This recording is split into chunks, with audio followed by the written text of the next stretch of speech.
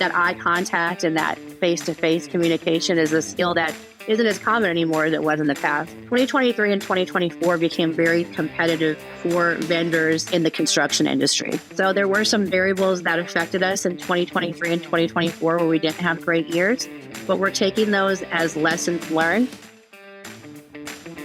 Welcome back to Talent Hunters, where we explore insights and trends shaping the global recruiting and staffing industry. Want to build talented teams that drive your company toward big goals and big growth? Then this podcast is for you.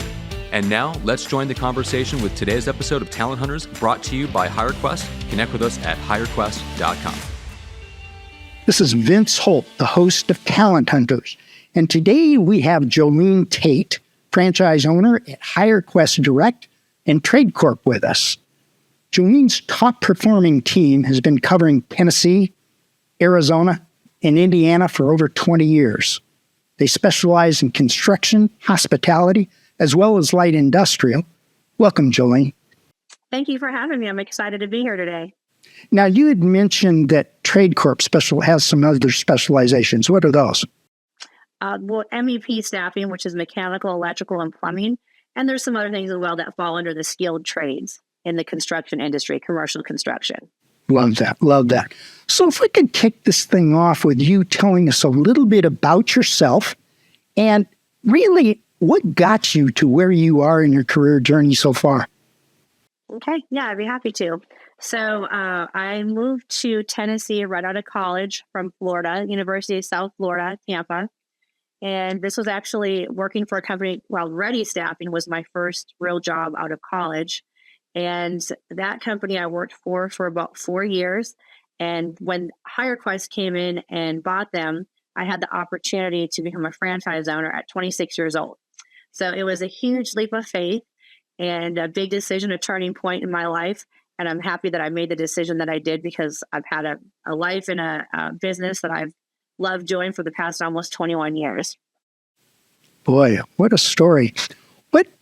What really excites you about the staffing industry? Now, there's so many things. There's never a dull moment. I tell people every day that I've been doing staffing for over 25 years, and there's no 2 days that I've ever been the same. So there's never a dull moment, that's for sure. But I really enjoy helping people. And so, being in the staffing industry, we are a second chance employer, and we believe in giving, second, third, fourth chances. And so helping people that need someone to take a chance on them and seeing them succeed and grow with a company and go on full time and move up within the company, just seeing them, giving them that opportunity that someone else would not give them is very rewarding. Let's expand on that a little bit. Second chance opportunities. I've heard a little bit about it, but I'm excited to learn more. So could you break that down a little bit for us? Yeah. So we call ourselves background friendly. And that's a wide variety of things. We work with a lot of different companies and with a lot of different types of job sites. So some of them allow different types of things on the background, others don't. So on the jobs that we work that do allow, some things like felonies and different types of misdemeanors, people that come in, maybe they're coming from a halfway house or transitional housing based on some things that have happened in their past, but they just want someone to give them a chance. We do, kind of look at their background and see what positions we can fill them in. So there are a lot of employers that do allow, some of these people to come on board with their company. What an opportunity for everybody, yourself, as well as the people that you're helping. Absolutely. Almost 21 years, you've seen a lot of changes. What changes have you seen that have really changed the scope of how you do business? Definitely technology. When I first started many years ago, when we would open our HireQuest Direct branch in the morning at 5 a.m., we would have, 200 or 300 people that would come into our parking lot, come through our doors to see if we had work for the day. And then the same thing in the afternoon, because most of our jobs on the HireQuest Direct side pay daily. So around between 3 and 5 o'clock in the afternoon, we'd have in one branch 200 or 300 people that are coming in, waiting in line, sometimes even having to have security to direct the lines because there's just so many people coming through a small little office during those peak times. And now with technology, we do have people that come in when they apply, and when we do the screening and that sort of thing. But we have, an app and different ways to report time and how to assign the job sites. So there will be a few people that come in the morning and then the afternoon, but mostly it's all done through the phone and emails and texting and different platforms. So just that volume of people coming in has definitely changed, and how we assign the jobs and all the tools that are out there with, for example, the texting platform where, back 20 years ago, if we had a job to fill, we'd be dialing the phone and calling people, and it would take to fill a 10-person order would take a long time. Now with the technology and with texting, we can blast out a job order to 2,000 people with the push of a button. So there's just a lot of efficiencies that have come into play with technology. So I'm excited to understand with technology, and boy, I tell you, it's a hurdle to understand technology and how to use it as a really beneficial tool instead of a shortcut. Mm-hmm. What did you have to do to be able to acknowledge, yes, this could be easier? What did you have to do to really make it work for you with the same efficiency that you used to have? Well, it wasn't efficient before compared to how it is now. But in our model, there are some companies that have gone 100%. They're, all app-based. There's no personal touch. What our model is we really think that the personal touch still goes a long way. So we still physically go visit our job sites and get in front of our customers and have our employees come in when they interview with us. So it's a balance and a mix between keeping that personal touch, but also using technology, not just letting technology take over and take that personal piece away from it. So we believe that with the customer service that we give, to have that personal touch, we still need to be that in person. We have brick and mortar buildings. We go out every single day. We've got reps that are hitting the field, visiting our customers and prospects. So we use the technology to help us do our job, but not to replace us. I love that. I love that. And that's why I asked the question, because there's so many people that are using technology today as a shortcut, not to make those verbal in-person contacts. They feel they can get more things done without talking to people. Right. But it's a skill now. It's a more rare skill. It's easier to sit behind a desk, and for some people in the age that they're growing up, it's especially with COVID, it's become a rarity to find someone that's comfortable with getting out of your box and getting in front of people and talking, and that eye contact and that face-to-face communication is a skill that isn't as common anymore as it was in the past. Do you worry about the youth today? And I'm using not youth as in very young, but the 20-year-olds and so forth, just getting out of high school, college, whatever, that are so used to their devices that they're not used to interviews, conversation, like you just said. What are you doing to help those kids? Well, I can't really speak for anything myself besides, I have a 3-year-old, so not a 20-year-old yet. But anything you can do to just get them out into real life situations with networking events. And, I actually have a team of in the 20s-year-olds. And whenever I have them on my team, I get them out to networking events. I do ride-alongs with them, getting out in the field. And so, I don't deal with a lot of 18 to 20-year-olds per se, but I know with my 3-year-old, I try to minimize device, but we'll see how long that lasts. We're holding out as long as we can. Boy, I can understand that. The construction industry, how has it changed since COVID? Yeah, it's changed a lot. With all the different regulations, and it did have somewhat of a shutdown, but not as much as the other industries that were involved in, such as events and warehouses and that sort of thing. But it definitely took a dip. And then when everything came back in 2021 and everyone had the PPP money, there was a lot of business to go around. A lot of companies had money to spend. So 2022 was, you speak to a lot of people in the construction world and vendors, that it was one of the best years yet, because companies weren't really worried about what the pricing, and they, a lot of projects were flowing freely because we had all this PPP money flowing through. Once that dried up in 2023, you saw a river, like things went down. Pricing got competitive. Companies were looking at what they were spending. Jobs were starting to, not as many jobs because there wasn't as much money. The PPP money got spent in that year.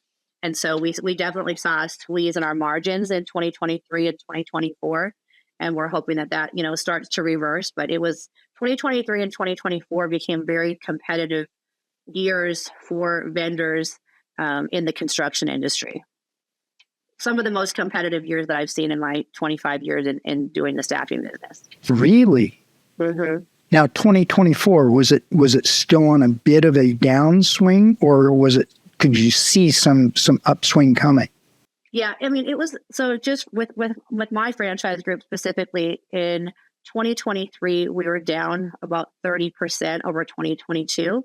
And in 2024, we were down about 12%. So, it's leveled out. And now we're seeing numbers comparable to, year over year, we've stabilized. So I think that praying that bleeding has stopped. But it was definitely a huge downturn. And in the years that I've been doing this, I'm only used to doing better every year. I'm not used to the reverse. So it was a tough couple years for us, but we're on the upswing now. I know this probably doesn't help or make you feel better, but the perm placement business was experiencing the exact same thing you guys were in construction. And I'm not even talking about construction itself. We specialized in footwear, and we specialize in the electronics world in perm placement. And 2021, 2022 were record-breaking years for the individuals. 23, little bit of a slowdown. 24, that was a pretty solid hit. And 25 is been a little bit slow to get started. So keep our fingers crossed and that things are picking up. There's so many changes going on out there. Oh, yeah. Gosh, politically, all across the country. What do you feel you have to do differently today to come out of a troubled time? And I think our audience is going to appreciate coming out of a tough time because I think they're experiencing the same things.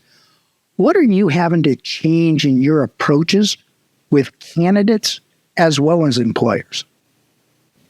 Yeah. So we've been shaking things up a bit.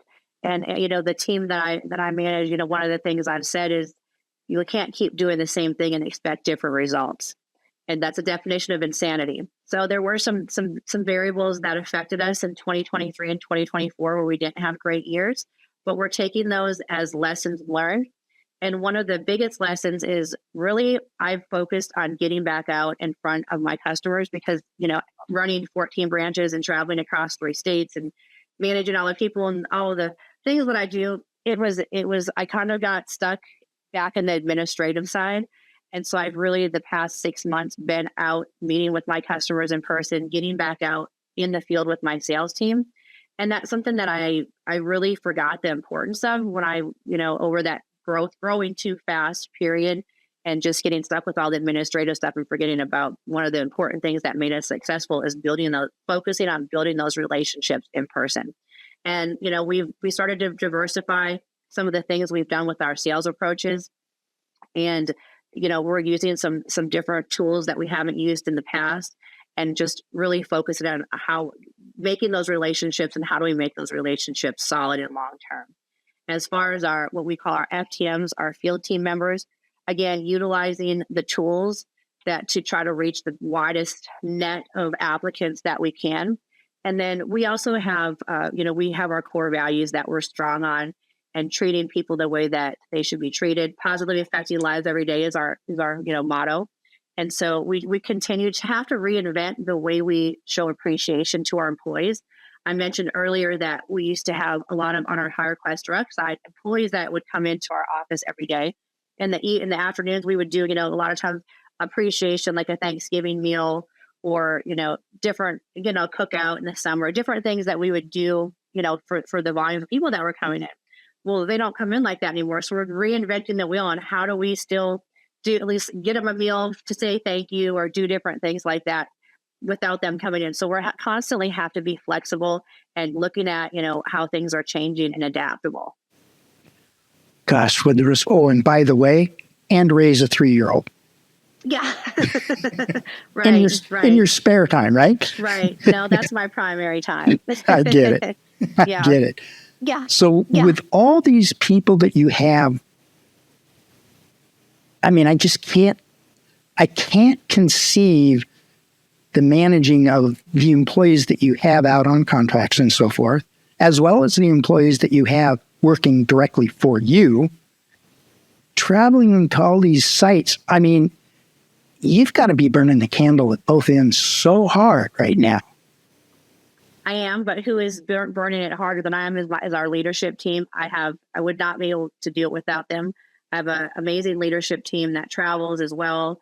They go wherever the fire is burning the strongest and highest, and they're out there. I have a couple people on my team that they're rarely home. They're out traveling pretty much full time. So that really helps me out a lot. Without them, I wouldn't be able to do it. So my next question is an opportunity for you. The last couple of years, you said a little bit of a dip, a little bit of a struggle. Is there one victory that stands out, whether it was a new client, whether it was something that really grabbed your heart, that really stands out that you could tell us about? In 2023 and 2024? Yeah. Oh, that's a good question. We went, even though times were down, we did acquire 2 franchise locations during that 2023 and 2024 period. We also sold 2 of our locations. We had a location in Panama City and Pensacola, and we made the decision to sell those locations, and been really excited to see a new franchise owner come into the network and turn those locations around and really be successful. So that was a win. Watching someone, get into that business, it was nice to see. And then we purchased a franchise in Tucson, Arizona, and Indianapolis, all during that time period. And our Tucson location, just within the first year, we've doubled the business, even during that time period. The Indianapolis location was a little bit more of a struggle because we had some issues with getting some long-term employees and some customers turning over, but we're on the upswing now, and we're getting back on track. So it's exciting to see those new locations come into our franchise group and start to really make some change and make substantial improvements. Wow. Talk about changing. Gosh, acquisitions, selling off. I mean, this is big corporate life in my world. What advice would you give somebody wanting to come into your kind of business today? A franchise owner, or I think just getting back to the basics when you're in that growth mode, to really every time we get overwhelmed and we feel like we're growing too fast, it always goes back to, let's get back to the basics. What got us here? As I mentioned earlier, just making those relationships with your customers in person and getting out in the field and being a positive role model to your team and your employees. Just the things that are the basic, because you can get overwhelmed really easily when you're in that fast growth mode. But sticking to the basics and staying positive and being a positive role model with your employees is so important. And your business goes so fast. I mean, it's from introduction to hires and things like finding out a need and getting it done. I mean, it happens so fast. I want to go back to a little bit of your acquisition. What was your biggest challenge when you acquired another organization? Well, both Tucson and Indianapolis that I mentioned were other franchisees in the HireQuest Direct network. So that does make it a little bit easier in that acquisition process. However, one of them, the Tucson one, I was talking to that gentleman for probably about 3 years before he decided. I knew, because I have the rest of the market in Arizona, that I wanted that location because it really fit good in our footprint. And so I guess I courted him for 3 years. We became great friends along the way. But so that was also just a good feeling to finally close that deal. And so that one took a lot longer than some of the other ones that we've taken over. The Indianapolis one, that was a franchise owner that was pretty much ready to retire and get out of the business and had enough. So that one we did pretty quickly in a couple months. So everyone is different, and the situation is different. the person that you're purchasing, that you're working with to purchase from is different. So there's no two scenarios that are the same. If you can ask Rick about this one, when I took over the Phoenix market, which was my quickest turnover, it's been 8 years ago now. It was just one location in Phoenix at the time. And he called me up and said, "Hey, I got a great opportunity for you. Are you in?" And I'm like, well, what's the opportunity? He's like, "I've got this branch and it's this amount of dollars." And I said, "Okay, well, I spend a lot of time out in the Arizona market, living in Nashville at the time, but I'll get out there, do my market research. And, I may get out there in the next month or so, do my market research, and I'll get back to you about a month or so." And he said, "No, I need to know today." and so I said, "Well, let me get off the phone and, do some research." And anyways, apparently they had 2 employees and they were only sending out a few people a day. And he called me back and said, "I need to know now." And I said, of course, the price dropped every time he called me. So I just kept having him call me back. And so that was on a Thursday. We flew out on a Friday and took over on a Monday. And the 2 employees actually were walking out the door, and we got them to stay and started changing things. And they were only sending out about 2 people a day, which is equivalent to about $800 to $1,000 of billing a week. And we've turned that location around. Now it's the number 1 producing location in the HireQuest Direct network. And, we went from $1,000 a week to $200,000 on our best week. So it's been fun to watch that market really take a turn. And I'm sure with the franchise and the royalty fees that Rick's receiving from that, he's happy with the decision to sell it to me for a cheap price. I hope he's watching this. I guarantee you he'll watch it. So where do you store your cape? What a great story. It really is a great story. I'm very impressed. What makes you, Jolene Tate, different than any other owner of a temp or temp to perm business? What do you do differently? Okay. There's a couple things. Number 1 is I'm just born with unlimited drive. I'm just a driven person, and there's no stopping that. I have so much energy, especially at my age, that I'm just a driven person. I'm always looking at the next opportunity. And along with that, I have a positive outlook on life, and I just surround myself by positive people and turn in every situation, look at the positive side. Especially, is important to do in this industry because we have so many negative situations that come our way. So just always staying positive is just a key to success in this industry with a lot of things that we deal with. And, just the culture that I've created with the way that we treat our employees and the way that we treat each other, it goes a long way. Boy, that's something I heard one time, and I've adopted it. People say, well, I always look at the glass half empty, or I look at the glass half full. A person once told me the glass is always full. Mm-hmm. What it's full of, who cares? The glass is always full. That's right. So you approach it in a very similar way that I do. I mean, negativity has no room at all for success. Right. I mean, absolutely. Just get out of the way. Let's go get it done. Jolene, this has been exciting for me to hear you talk. Your confidence, your presence just exudes out of your body. Thank you.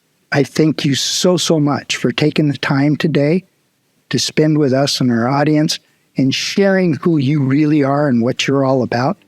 And I'd really like to do this again in a year, just to see what this year did for you coming out and really attacking it. Thank you again for coming. Thank you for having me. It's been great. I appreciate it.